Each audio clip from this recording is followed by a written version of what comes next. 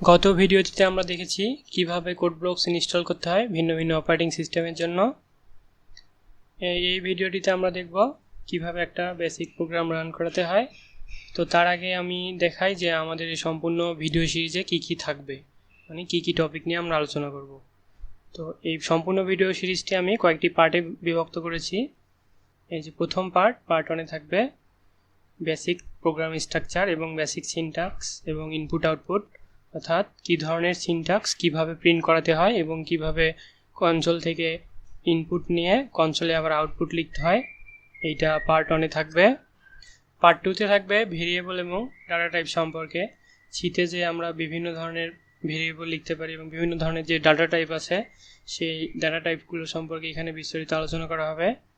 Part 3-তে আমরা জানবো বিভিন্ন ধরনের অপারেটর সম্পর্কে, অর্থাৎ এরিথমেটিক, তারপর লজিক্যাল, তারপর রিলেশনাল এবং বিটওয়াইজ এবং অ্যাসাইনমেন্ট যে বিভিন্ন ধরনের অপারেটরসগুলো আছে সেগুলো সম্পর্কে আমরা এখানে জানতে পারবো। 4 নম্বর পার্টে আমরা জানবো ইফিলস, বিভিন্ন কন্ট্রোল স্টেটমেন্ট, অর্থাৎ প্রোগ্রামকে আমরা এইটা ট্রু হলে কিভাবে আমরা কোনটা ট্রু হলে কিভাবে কোন স্টেটমেন্টে কন্ট্রোল করব সেটা আমরা এই কন্ট্রোল স্টেটমেন্ট পার্ট 4-এর মাধ্যমে জানতে পারবো এবং সেখানে আমরা কিছু এক্সারসাইজও দেখব। তারপর পার্ট 5-এ আমরা লুপ সম্পর্কে জানবো, বিভিন্ন ধরনের চিতে যে লুপ আছে কিভাবে ইউজ করতে হয় সেগুলোর বাস্তবিক উদাহরণ দেখব এবং কিছু এক্সাম্পল আমরা সলভ করব। পার্ট 6-এ আমরা জানবো অ্যারে, 1 ডাইমেনশনাল এবং 2 ডাইমেনশনাল। পার্ট 7-এ আমরা জানবো স্ট্রিং সম্পর্কে এবং পার্ট 8-এ আমরা জানবো হচ্ছে ফাংশন। চিতে বিভিন্ন ধরনের বিভিন্নভাবে যে ফাংশন লেখা হয় সেইটা আমরা জানতে পারবো। এবং পার্ট 9-এ আমরা জানতে পারবো হচ্ছে রিকারশন সম্পর্কে এবং পার্ট 10-এ আমরা জানবো ফাইল ইনপুট আউটপুট, অর্থাৎ কিভাবে ফাইলে ইনপুট লিখতে হয় এবং ফাইলে আবার আউটপুট লিখতে হয়, মানে ফাইল থেকে কিভাবে আমরা ইনপুট রিড করব আবার ফাইলে কিভাবে রাইট করব সেটা আমরা জানতে পারবো। আর সর্বশেষ পার্ট 11-এ আমরা জানতে পারবো স্ট্রাকচার সম্পর্কে, অর্থাৎ কিভাবে আমরা একটা প্রোগ্রামকে একটা স্ট্রাকচারের মাধ্যমে সলভ করতে পারি সেটা আমরা জানতে পারবো। এটা আমাদের ফুল সিলেবাস। তো শুরুতে যেহেতু আমরা একটা বেসিক প্রোগ্রাম লিখতে যাচ্ছি, তো প্রথমে আমাকে কোড ব্লকস ওপেন করতে হবে। আমার সাথে সাথে আপনারা অবশ্যই কোড ব্লকস ওপেন করে নেবেন।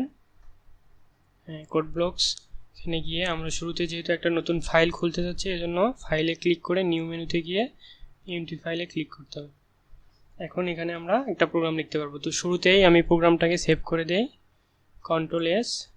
আপনি যে কোনো ডিরেক্টরিতে সেভ করে রাখতে পারেন, তো আমি ডেস্কটপে রাখি।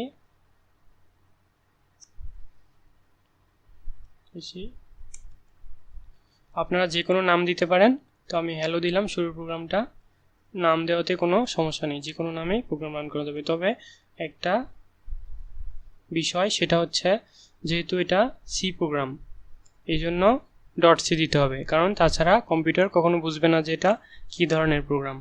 যেহেতু এটা সি প্রোগ্রাম, এই জন্য এই ফাইলের এক্সটেনশন দিতে হবে .c, কিন্তু আপনি নামটা যে কোনো কিছুই দিতে পারবেন, কিন্তু ফাইল এক্সটেনশনটা সি প্রোগ্রাম বলে .c দিতে হবে।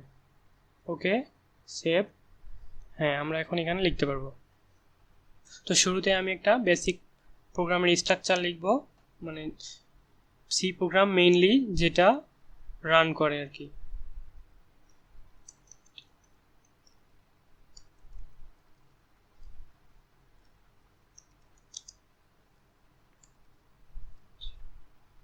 এইটা সি এর একটা বেসিক প্রোগ্রাম, অর্থাৎ সি মেইন ফাংশনটাকেই মূলত রান করে, এক্সিকিউট করে। মেইন ফাংশন রান করার পর কীভাবে শেষ হয়, রিটার্ন 0 করে। যেহেতু এটি ইন্টিজার টাইপের একটা ফাংশন, সেহেতু এখানে ইন্টিজার টাইপের 0 রিটার্ন করতেছে, অর্থাৎ রিটার্ন 0-এর মাধ্যমে প্রোগ্রামটি শেষ হয়ে যায়। এখন এটা একটা বেসিক প্রোগ্রাম, আমরা কম্পাইল করি। এই বিউল্ড এই চিহ্নের মাধ্যমে আমরা কম্পাইল করতে পারি। কম্পাইল, হ্যাঁ, এখানে রেজাল্ট দেখাবে build message, compile finish, 0 error, 0 warning. এবার রান করতে গেলে এখানে রান করি। হ্যাঁ, এই তো প্রোগ্রামটি সাকসেসফুলি রান হয়েছে। দেখা যাচ্ছে যে আউটপুটে কিছু দেওয়া নেই, just process return 0, execution time এগুলো দেওয়া।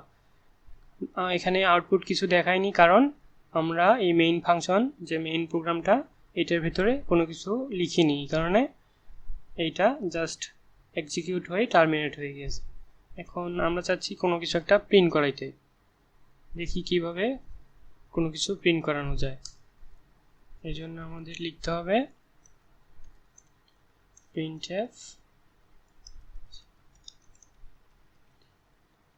আমরা চাচ্ছি হ্যালো ওয়ার্ল্ড প্রিন্ট করাতে, এই জন্য এইভাবে printf একটা ফাংশন যেটা কনসোলে প্রিন্ট করে, এবং printf লিখে ডাবল কোটেশনের ভিতরে হ্যালো ওয়ার্ল্ড লিখতে হবে। অর্থাৎ আমরা যা লিখতে চাই, যা কনসোলে আউটপুট হিসেবে দেখাতে চাই সেটা হচ্ছে printf ফাংশনের ভিতর ডাবল কোটেশনের ভিতরে লিখতে হবে। প্রোগ্রামটিকে যদি কম্পাইল করি তাহলে দেখা যাবে যে warning implicit declaration of function printf, হ্যাঁ এটা লাল দেখাচ্ছে, ইরর দেখাচ্ছে। কারণ কি? কারণ হচ্ছে printf যে একটা ফাংশন, এইটা এই প্রোগ্রামটি চিনতে পারতেছে না। কারণ printf এর যে যাবতীয় তথ্য একটা হেডার ফাইলে থাকে সেটা আমরা ইনক্লুড করিনি, এই কারণে আমাদের এই ইররটা দেখাচ্ছে। এই জন্য আমাদের এই ফাংশনটিকে ডিক্লেয়ার করতে হবে, হেডার ফাইলটিকে include stdio.h। এটা হচ্ছে ইনক্লুড করলাম স্ট্যান্ডার্ড ইনপুট আউটপুট নামের একটা হেডার ফাইল, যেখানে এই printf এবং scanf এই ধরনের ইনপুট আউটপুট বিষয়ে যে ফাইলগুলো আছে সেগুলোর যাবতীয় তথ্য এই হেডার ফাইলের মধ্যে ইনক্লুড করা আছে। এখন যদি কম্পাইল করি তাহলে দেখা যাবে ফিনিশড 0 ইয়ার 0 ওয়ার্নিং, অর্থাৎ এখন চিনতে পারছে যে printf নামের ফাংশনটা শুধু ইনপুট আউটপুটের জন্য। এখন রান করলে কনসোলে দেখাবে, হ্যাঁ কনসোলে দেখাবে হ্যালো ওয়ার্ল্ড, হ্যালো ওয়ার্ল্ড।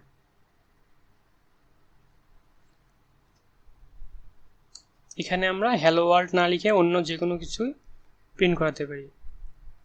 আপনারা অবশ্যই আপনাদের নামটা প্রিন্ট করায় দেখার চেষ্টা করবেন, তাতে আপনারা নতুন কিছু শিখবেন এবং মজা পাবেন।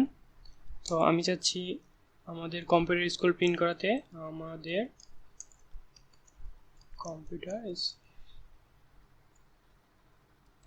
কম্পিউটার স্কুল এটা যদি আমরা প্রিন্ট করাই তাহলে এটার মাধ্যমে বিল্ড এবং মানে কম্পাইল এবং এক্সিকিউট দুইটাই হবে। হ্যাঁ এখন কনসোলে দেখাচ্ছে আমাদের কম্পিউটার স্কুল, অর্থাৎ ডাবল কোটেশনের ভিতরে আমরা যা লিখব সেটাই আমাদের কনসোলে আউটপুট হিসেবে দেখাবে। আরেকটি কথা যেটা আমি আবারও বলতে চাচ্ছি, যে প্রোগ্রাম লেখার পর প্রথমে সেভ করে নিতে হবে, অথবা সেভ যদি না করি তাহলে কম্পাইল করলে অটোমেটিকলি সেভ হবে। অবশ্যই কম্পাইল করতে হবে রান করার আগে, এই চিহ্নের মাধ্যমে তারপর রান করাতে হবে। কম্পাইল করার আগে কখনোই রান করালে সেই লেটেস্ট আউটপুটটা আসবে না, অর্থাৎ আপনি পরবর্তীতে যে কোড এডিট করছেন, এডিট করার পর যে আউটপুট আসার কথা ছিল কম্পাইল না করলে সেটা আসবে না। হয়তো আগে কোনো এক সময় কম্পাইল করা ছিল, ওই কম্পাইলের যে রেজাল্ট সেটা আসবে। এবার আমরা চাচ্ছি কিছু স্পেশাল ক্যারেক্টার প্রিন্ট করাতে, যেমন আমাদের কম্পিউটার স্কুলে স্পেসগুলোর মাঝখানে আমরা যদি এমন কিছু প্রিন্ট করাতে চাই, তাহলে দেখা যাবে, দেখি কি আসে। হ্যাঁ সমস্যা নেই, আসছে, এটা কোনো প্রবলেম করেনি।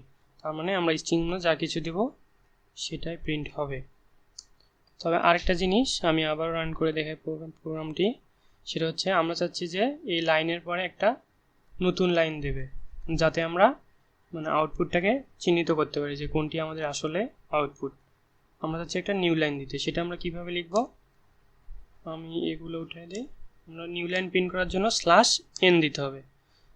/n দিলে লাইনে একটা নিউ লাইন প্রিন্ট হবে, অর্থাৎ নিচে একটা নতুন লাইন প্রিন্ট করবে। এই তো আপনারা দেখতে পাচ্ছেন আমাদের কম্পিউটার স্কুল যে স্ট্রিংটা ছিল সেটা ঠিকই প্রিন্ট করেছে এবং শেষে একটা নতুন লাইন প্রিন্ট করছে। এই নিউ লাইন দিলে তাহলে আমরা একটা নতুন লাইন প্রিন্ট করাতে পারি। এবার আমরা চাচ্ছি কোনো একটা স্পেশাল ক্যারেক্টার, যেমন শুধু ব্যাকস্ল্যাশ আমরা প্রিন্ট করাতে চাচ্ছি, যা আমাদের কম্পিউটার স্কুল প্রতিটা ওয়ার্ডের পিছনে একটা করে ব্যাকস্ল্যাশ প্রিন্ট হবে। এটা কিভাবে প্রিন্ট করব, যদি স্বভাবতই আমরা এইভাবে লিখব, কিন্তু এইভাবে লিখলে আসলে এক্স্যাক্টলি আউটপুটটা ওইভাবে দেখায় না, মানে আমাদের পর যে ব্যাকস্ল্যাশ প্রিন্ট হওয়ার কথা সেটা কিন্তু আসলে প্রিন্ট হয়নি। তাহলে এই জন্য আমাদের কী করতে হবে, ওইটা প্রিন্ট করার জন্য আমাদের সামনে আরেকটি ব্যাকস্ল্যাশ লিখতে হবে। তাহলে আমাদের এক্স্যাক্টলি আউটপুটে আর নতুন আরেকটা ব্যাকস্ল্যাশ প্রিন্ট হবে। এরকম অন্যান্য যে স্পেশাল ক্যারেক্টার আছে যেমন সিঙ্গেল কোটেশন, অর্থাৎ আমরা যদি সিঙ্গেল কোটেশন প্রিন্ট করাতে চাই শুধু এরকম, এটা শুধু এইভাবে লিখলে প্রিন্ট হবে না, প্রিন্ট হবে। আসলে এরকম অনেক চিহ্ন আছে যেগুলোর ক্ষেত্রে প্রিন্ট হবে না, শুধু সিঙ্গেল লিখলে। সেক্ষেত্রে সামনে একটা ব্যাকস্ল্যাশ দিয়ে লিখলেই প্রোগ্রামটি আসলে সলভ করা যায়। তো আপনারা অবশ্যই ট্রাই করবেন যে কোনটা আসলে ব্যাকস্ল্যাশ ছাড়া প্রিন্ট হয় এবং কোনটি ব্যাকস্ল্যাশ না লিখলে প্রিন্ট হয় না। তো আমরা লাস্ট আরেকটা স্ট্রিং প্রিন্ট করে দেখি। যেমন আমাদের কম্পিউটার স্কুল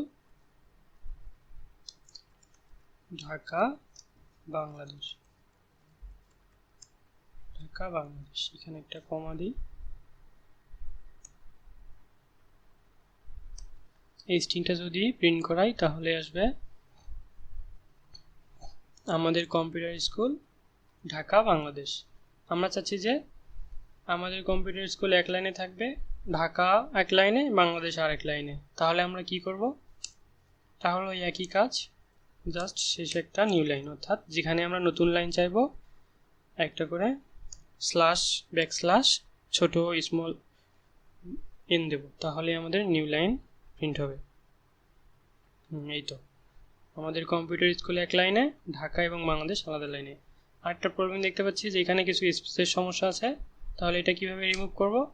ওইটা রিমুভ করার জন্য আমাদের বাংলাদেশের সামনে থেকে একটা স্পেস উঠাতে হবে এবং ঢাকার সামনে থেকে একটা স্পেস উঠাতে হবে। তাহলে সম্পূর্ণ স্ট্রিংটা আমরা দেখতে পাবো আলাদা আলাদা লাইনে আমাদের কম্পিউটার স্কুল ঢাকা বাংলাদেশ। এখন আপনাদের একটা হোমওয়ার্ক থাকবে, আপনারা অবশ্যই আপনাদের ঠিকানাটি প্রিন্ট করায় দেখবেন, অর্থাৎ আপনার নাম এবং আপনার অ্যাড্রেস, আপনি কি করেন, এইসব যাবতীয় তথ্য কিভাবে প্রিন্ট করেন। আপনি যদি এটা প্রিন্ট করেন তাহলে আপনার কিছু প্র্যাকটিস হবে। তো এই ভিডিও আমি আর দীর্ঘায়িত করতে যাচ্ছি না। আগামী ভিডিওতে আমরা শিখব কিভাবে কনসোল থেকে ইনপুট নেওয়া যাবে। সেই পর্যন্ত আপনারা অপেক্ষা করেন এবং সাথে থাকেন। ধন্যবাদ।